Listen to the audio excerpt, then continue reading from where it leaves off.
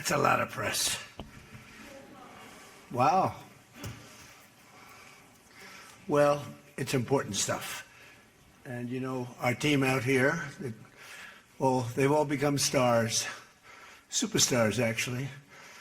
But we want to thank you very much. We've had a tremendous time and I think a great success. And we just concluded a very successful NATO Summit here in Turkey. And I want to thank President Erdoğan, who's really a great man. He's a great leader. He's a friend of mine, been a friend of mine for a long time. He's a strong person, a very strong personality, and that's why he runs such a successful and good country, and really a great, I would say, a great country. Militarily, he's very powerful. People leave him alone, but he's really done a fantastic job. And from the moment we got off the plane, you look at the airports were beautiful. They built a new terminal for our arrival. Everything was beautiful. And so I just want to thank President Erdoğan, who's done a fantastic job in Turkey. And I also want to thank NATO Secretary General Mark Rutte. Mark is an extraordinary person, smart, great leader. It's not easy leading so many leaders like that. You get a lot of leaders, and they're strong personalities, every one of them. And Mark does an unbelievable job. Couldn't find anybody better. I just want to say there was tremendous love in that room. The press got to see the sitting, but they didn't get to see the speaking. And I actually said, it's too bad the press couldn't see this, because every one of them spoke for a little while, and I spoke for a little while. And it's a lot of speeches. We kept it short, but it's too bad the press couldn't have seen what we were doing in that room, because it was very smart people, and they have a lot of good in their heart, not evil, good. And they're doing a great job for their country. The world is doing well. We have, as you know, the oil is down. We'll see whether or not we keep it down. We should keep it down. We're doing things that should have been done 47 years ago with Iran. And I just want to say that throughout my first term and over the past 18 months, the United States has led a historic effort to dramatically increase the defense spending and to have equipment that no other country in the world has. When you look at Venezuela, when you look at Iran, essentially demolished their military in a couple of weeks. They had a good military, they had a good Navy, they had 159 ships, everyone's at the bottom of the sea. They had hundreds of airplanes, they're all gone. They're all lying burned up on the runways. They were totally decimated, their radar's gone. Everything's gone, their leaders are gone, frankly. And their combat capability is pretty low. They have a small percentage of missiles left. They have some of the launchers, missile launchers left, call them launching pads, but most of that's been destroyed too. So we have the strongest military in the world by far, not even close, everybody admits it. Last year's summit in the Netherlands was great also, and we achieved an unprecedented agreement to increase the annual defense spending, and it's the benchmark, raising it from 2% to 5% of GDP, which everybody said was impossible. And now they're all thanking me, and most of the countries have agreed to it. We have a couple of that didn't, but I have a feeling they're going to, and pretty quickly. In fact, today they were very positive. One of them in particular was, I didn't think, a good team player. Today was a great team player. As all of the leaders understand very well, the United States remains by far the largest contributor to NATO, monetarily and maybe otherwise, and the strongest military anywhere in the world. And they respect us as a country. Again, they didn't respect us 2 years ago. They laughed at us. NATO laughed at us. Everybody laughed at us. They don't laugh anymore. There's no more laughing. This year we invested a record $1 trillion in our armed forces, and we're going to be asking for $1.5 trillion coming up. We have the money being spent on the best equipment anywhere in the world. In the working session this morning, we discussed the progress other members are making toward the 5% target, and they're making great progress. Many of these countries are very rich, by the way. We don't have to feel sorry for them. But it doesn't mean they're properly protected. There's a big difference. Some have truly answered the call, and others are making big changes and will be answering the call. I think I can say in all cases they're going to be answering the call. And we'll be taking in over $1 trillion a year toward defense. And that's a tremendous amount of money. It's a big up. They were at 2%. They were actually at 1%. I got them to 2%. Then I wanted to get them to 5%. And we got up to 5% the last time. And they're, just again, if you could have seen the respect and the love in the room, and it's love really for the country, for our country. I don't want to say me because you'll say, oh, he's so conceited. He's such a conceited person.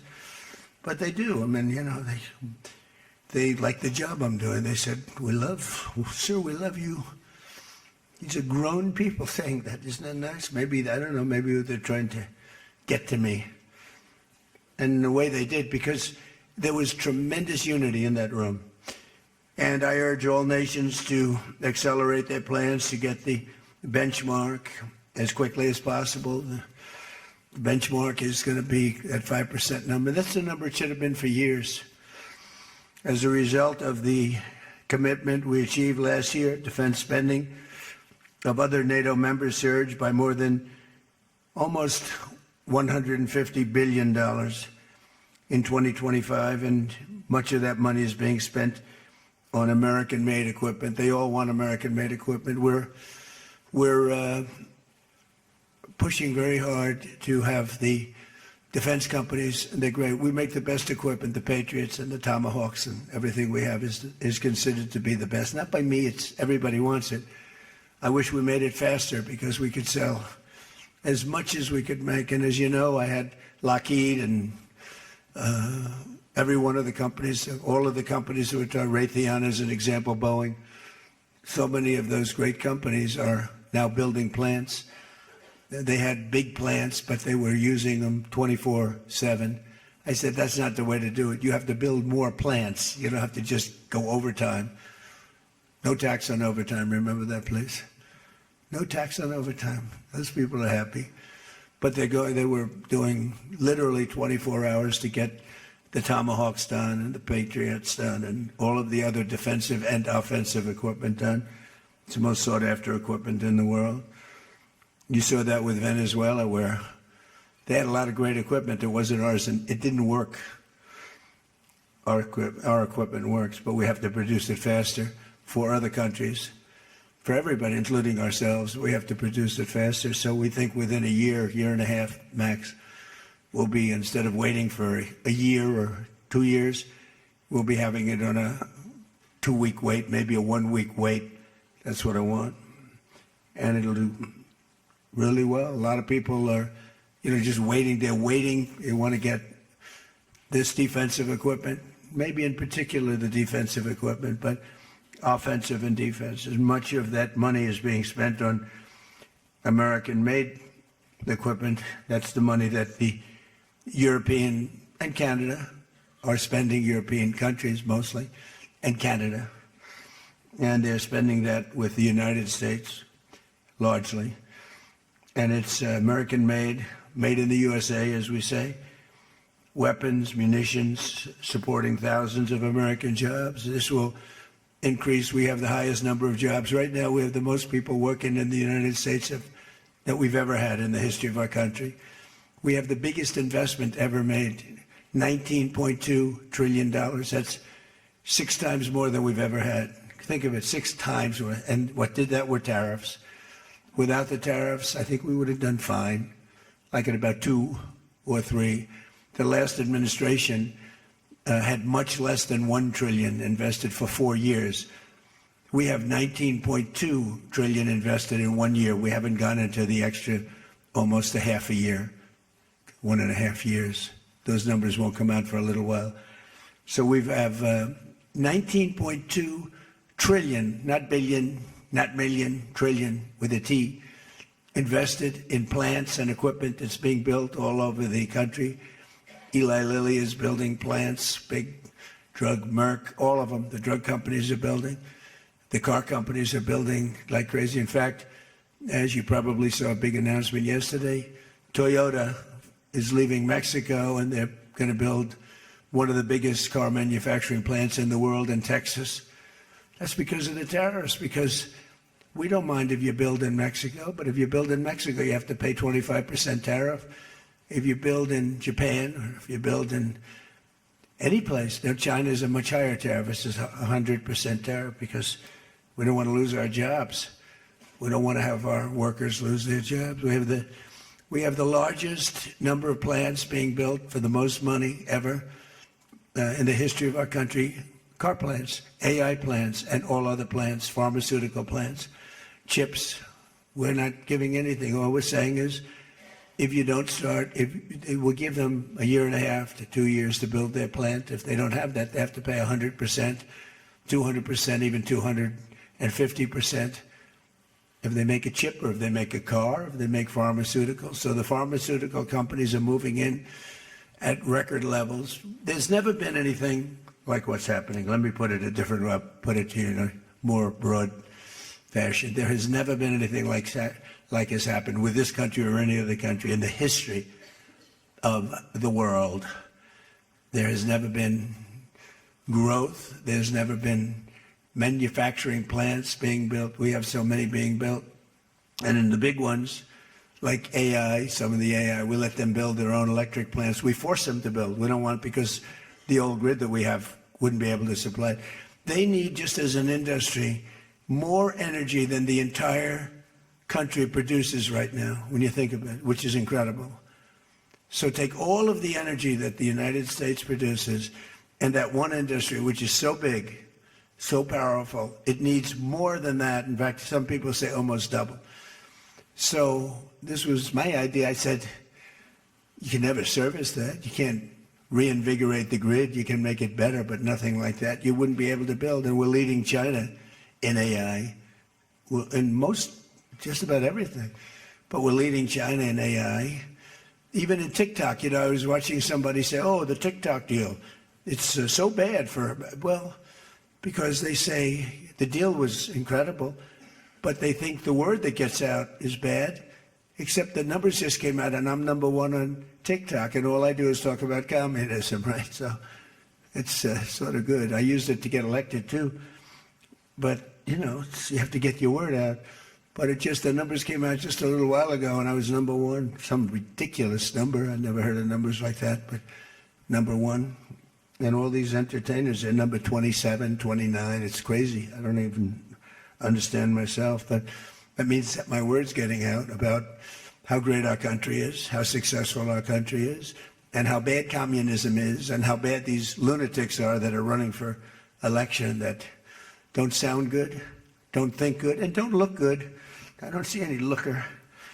I don't see anybody with the look. You need the look, I guess. You need something, but they don't have it. And I think they'll fade fast. And it's not social democrats. This is not a social democrat. These are communists that are running. And they don't want God. They don't want successful things to happen for our country. They don't want to have a successful country. I think they're sort of crazy. As European nations rebuild their militaries, American equipment will be the largest beneficiary. The defense companies are going to be making most of that equipment. They want the American equipment because it works better. It's not a question of anything else. We make the best equipment in the world. And to that end, I provided other leaders with an update on the steps we're taking to rapidly scale up production in the United States. And they wanted to hear that because they don't really want to get it in 4 years, 5 years. They want to get it like in a week. And we'll actually be at a point like that in the not too distant future with the plants that are being built. The defense plants, it's incredible. Lockheed is building, I think, 5. Some of them are building 3, 4, or 5, and they're big ones. It's going to quadruple the output we have with the munitions and the basic equipment itself, whether it's a Patriot or Tomahawk missile or any of the missiles that we make many missiles, different types, for different occasions. And just today at the summit, we announced $3 billion of new defense investments with U.S. companies. And Lockheed Martin will establish a world-class Patriot missile sustainment facility, a big deal in Europe. They're given a tremendous incentive by Europe to do that. All goes to the benefit of us and Europe because they're getting the best equipment. Northrop Grumman is moving forward with the sale of advanced American drone technology. We're actually the leader in drone tech. A lot of people don't know that. We have the most sophisticated drones in the world. And we're a real, I guess we're the leader, but we'll soon be the leader by many times over. And Lockheed and Rheinmetall are announcing a partnership to build the Army Tactical Missile Systems, which is a big deal. And Anduril is announcing a deal to build their new Barracuda missiles, which is a very highly sophisticated, fast missile, and we're doing that for Poland. Poland's doing very well, by the way, with a very, very good president, great president, I think. All of these agreements directly benefit the U.S. defense industry and base, and what it really does is it means jobs. And again, I have to just say that when Toyota announced yesterday, I wasn't that surprised, but everybody wanted to get that. That's the largest, I think it's going to be the largest plant in the world, car plant, and they're moving into the United States. And again, they're doing that to avoid paying the tariff, because if you build your product here, you pay no tariff. If you don't, you pay a 25% tariff, depending, 35% sometimes 100%, 200%, depending on what the product is. As an example, we're doing great on steel because we charge tariffs. So now all of a sudden the steel industry, which was absolutely dead a few years ago, I revived it in my first term, pretty good. And then they blew it in the Biden term. What a shame. They just blew it right out the window. They had no idea what they were doing. And I quickly revived it at the beginning of this term, year and a half. And the steel business is through the roof. We don't even make aluminum anymore. Now we're going to have the largest aluminum plant in the world being built in Oklahoma. I love Oklahoma. 77 out of 77 counties, 3 times. And it's great. It's a great state. They're going to be building the largest aluminum plant in the entire world in Oklahoma. It's starting very soon. Over the course of the past 2 days, I had a number of excellent discussions with other leaders at the summit and held productive bilateral meetings with essentially all of them. We had dinner last night. Just about all of them were there. President Erdoğan of Turkey, as well as President Zelensky, and he just came in, as you probably saw, had a little press conference, and also President al-Sharaa of Syria, who's doing an unbelievable job in unifying Syria. What a job he's doing. Syria was a mess with what happened with the previous government, you know that. Very dangerous place, and now it's just come together. He's done a fantastic job. People are talking about it. In every conversation, it was clear that America is back, and we're stronger and bigger and better than ever before. We have more jobs, as I said, than ever before. And we're respected again like maybe never before. We are so respected as a country. That's why I wish I told the Secretary General, Mark, I said, it's too bad the press could not see what's happening in this room. You saw the big round circle with all of the leaders of all of those countries. And I don't know, I think they should allow it. The theory is that they won't be speaking quite as freely, and it won't be quite as good, but who knows? It was amazing, actually. The unity in that room was incredible. Really a love. It was sort of pretty wild. There was a love in that room that was great. So this was a tremendously successful summit. And again, I want to thank President Erdoğan, Turkey, and President, so many of the presidents, prime ministers. They were all here from NATO, the NATO countries. And in particular, we have to thank the Secretary General Mark Rutte for doing a fantastic job. He really put on a tremendous, his was just something, he he's a unifier. He's a tremendous unifier. So I could take a few questions. We've done a few of these already today, so I don't think we should take too many. I don't think we should take, so we're going to keep it a little bit short, and I know a lot of you are going home. Some are going with me. So go ahead, please. Sir, yes. Yes. No. The gentleman right here. The very tall gentleman who's very insecure. He doesn't want to ask the question. He's a handsome guy, but he's very insecure. Go ahead. Do you want to shout it out? Give him a mic. How about giving him a mic? He shouted out.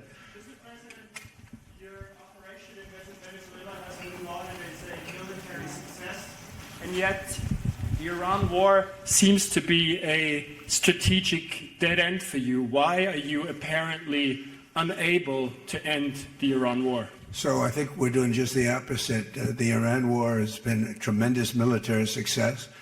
And, you know, I can only answer the question by saying they're not going to have a nuclear weapon. I think I was there for one reason, that Iran cannot have a nuclear weapon. I call it, we denuclearize Iran, and that's happened. They will never have a nuclear weapon. That stuff is so far down under a mountain. It's a granite mountain that collapsed on top of it. Take months to get it out. I think it's a tremendous success, Iran. And you see the oil prices are lower than they were when I started.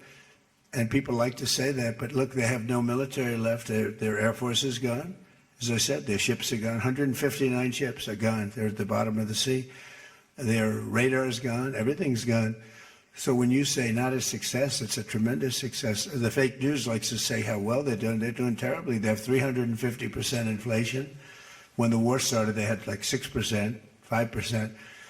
They have, they want to make a deal, but they don't know how to make a deal. And then they go around shooting ships at night. I don't like that. You know, they're dealing with very fine people.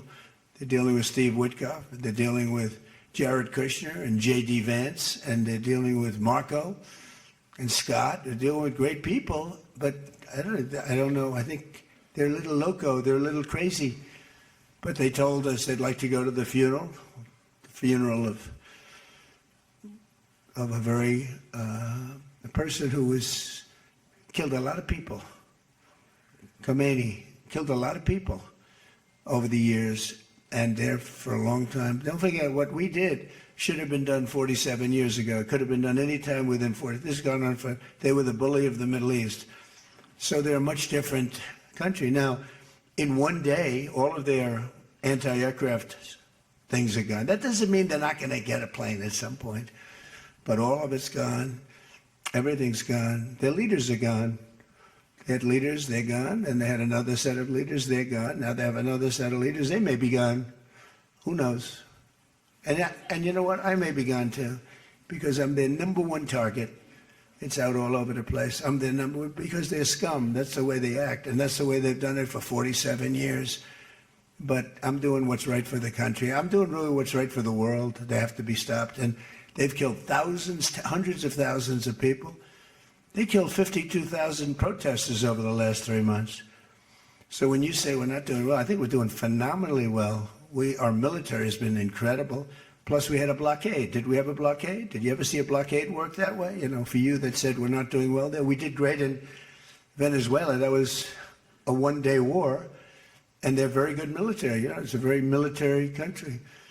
We took out one of the worst human beings in the world, Maduro, and he's in jail waiting for trial.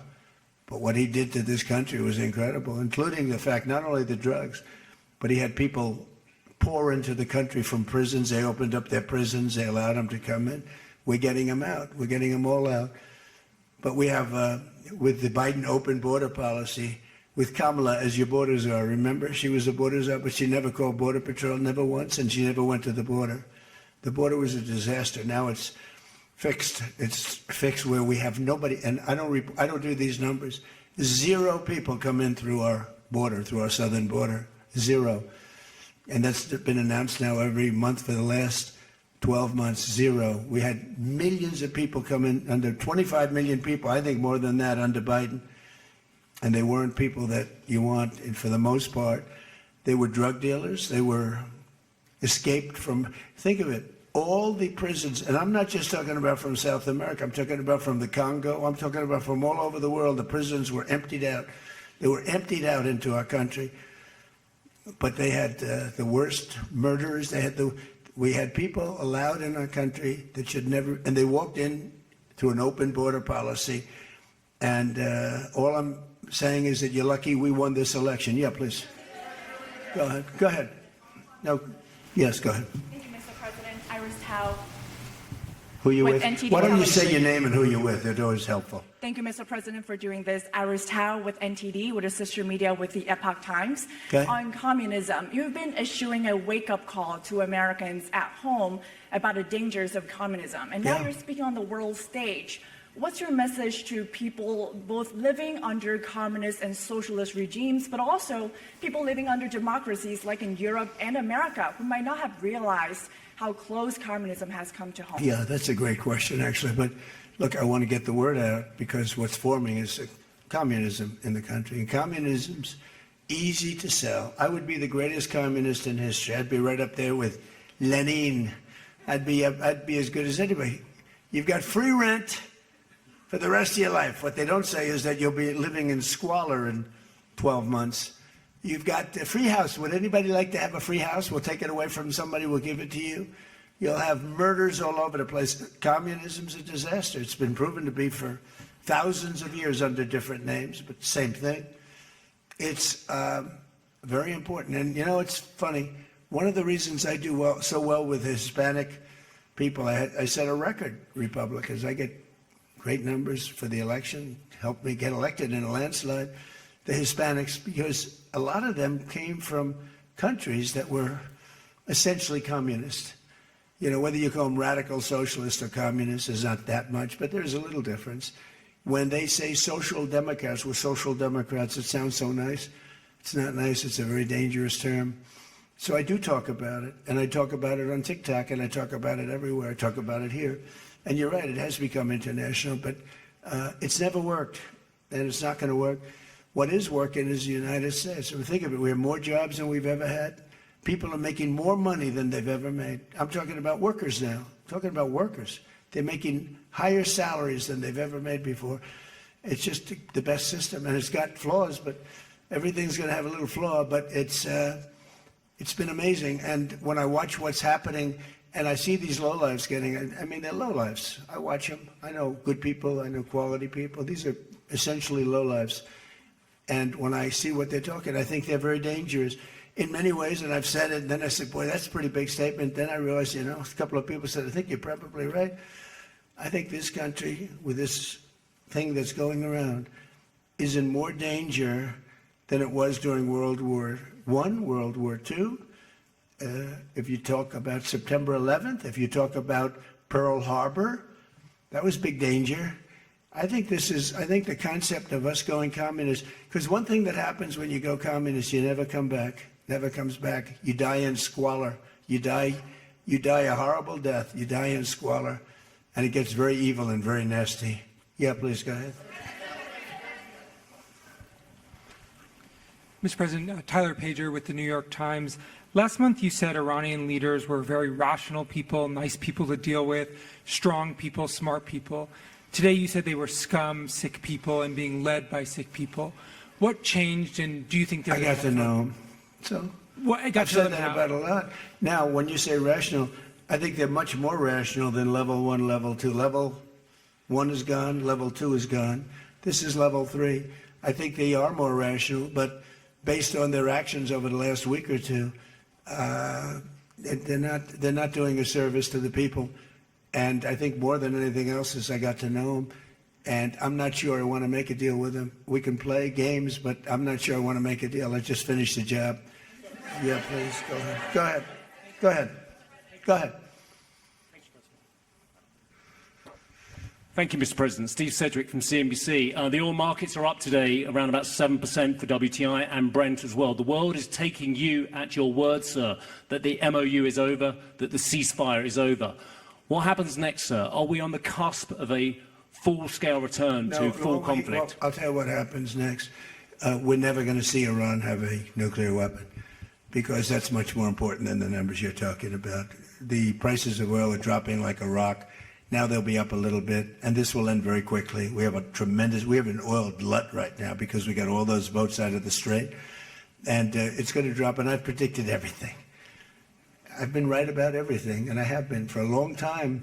That's how I got to be president 3 times. That's how I won 3 elections. I did very well in the second one, won it. It was a rigged election, but I've been right, and oil's coming down. Now, I have to make sure of one thing, that we don't have lunatics having control over nuclear weapons. So we have that now. There's no way they have a nuclear weapon. We have cameras, as an example, on the site that those beautiful B-2s at 1 o'clock in the morning 10 months ago blew up. They blew it up. We have cameras, that's called Space Force, if they're in space.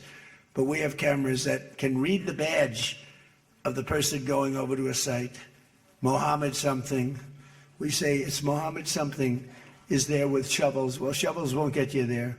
The biggest machinery in the world probably won't get you there, if you want to know the truth. It's way, way below. But we're watching that, and if anybody goes there, they get blown up. So nobody's going to touch that. Eventually we'll take it. But what we do have is we have that. That's gone. If we wouldn't have had that, they would have had a nuclear weapon, and they would have wiped out Israel. If I weren't president, Israel wouldn't exist. And we did it 2 times. When the JCPOA, the Obama deal, when that was originally conceived, everything went to Iran. 1.7 billion in cash, hundreds of billions of dollars. They thought they could buy peace with these people. You can't do that.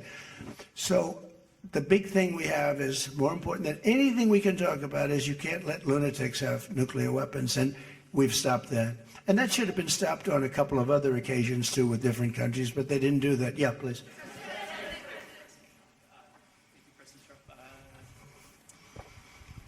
Stephen Nelson from the New York Post. I'd like you to address speculation that you're leaving Ankara not in the new Air Force One because of security concerns involving Iran. You've spoken today twice about them possibly assassinating you and possibly being successful. Did that concern have something to do with it? Well, I speak about it a lot because, you know, the life of a president is very dangerous. It's 5.2%. You know what a race car driver is? 1/10 of 1%. A bull rider, that looks pretty dangerous to me. It's 1/10 of 1%. No, it's 5.2% is you don't make it. You should have told me. You're an excellent reporter. You should have told me that years ago. Maybe I wouldn't have run. It's a very dangerous profession. No, I'm number 1 on the kill list for Iran. They're lovely people. I'm number 1. So I don't know. I can't tell you that, but I don't really care because I'm doing my job and I'm doing it, I hope, better than anybody's ever done it because we have a country that's hot and really, really successful. But I mention it only because it's on the list. I mean, it came out. There was another list came out yesterday, and I'm number 1 on. I like being number 1 on TikTok better, but I'm number 1 on the list for killing. Go ahead. Hey, Sean McCreesh, New York Times.